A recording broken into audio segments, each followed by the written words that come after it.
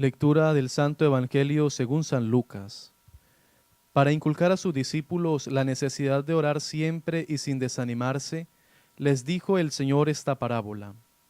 En una ciudad había un juez que no tenía temor a Dios ni respeto a los hombres. Había también allí una viuda que iba donde el juez a pedirle que la defendiera de un enemigo que tenía. Por mucho tiempo el juez no quiso hacerle caso, pero al fin, aunque no tenía temor a Dios ni respeto a los hombres, dijo para sus adentros: es tanto lo que esta viuda me molesta que voy a defenderla. Si no de tanto venir a quejarse, me va a desesperar. Y añadió el Señor: esto es lo que dice un juez sin conciencia. ¿Y creéis que Dios no saldrá en defensa de sus escogidos cuando claman a Él día y noche? ¿Creéis que los dejará esperando? Yo os digo, sin demora saldrá en defensa de ellos. Pero cuando venga el Hijo del Hombre, ¿encontrará en la tierra esa confianza? Palabra del Señor.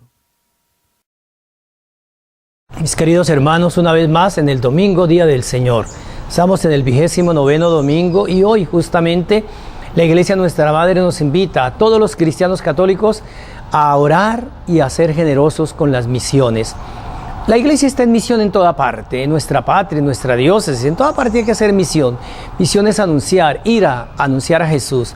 Pero hay ciertas regiones del mundo que requieren una presencia mucho más complicada, si se quiere, en países de África, donde los cristianos somos una minoría, donde hay tantas necesidades económicas, de transporte, de alojamiento, de papelería para entregarle a la gente, de centros de atención a nivel social, hospicios, centros de salud.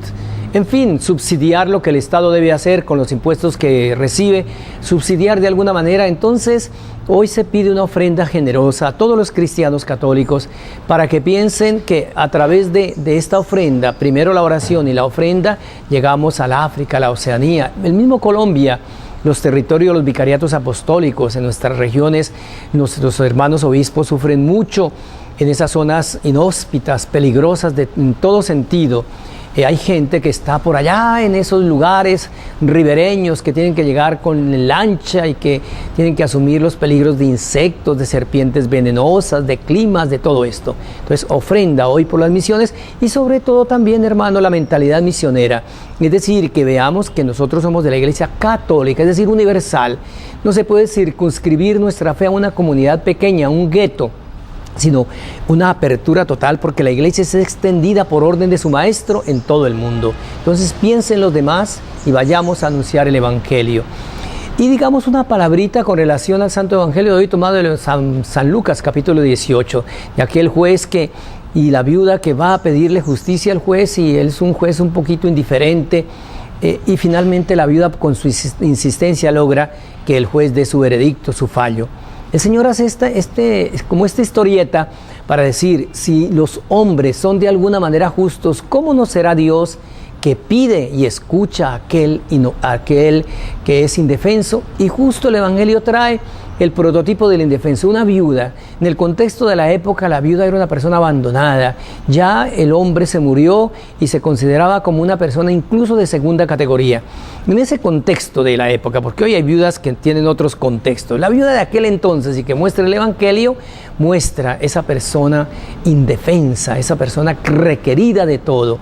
Y entonces, ante la queja de Dios, Dios escucha al indefenso. Miren, hermanos, la queja de un indefenso, Dios la escucha de inmediato.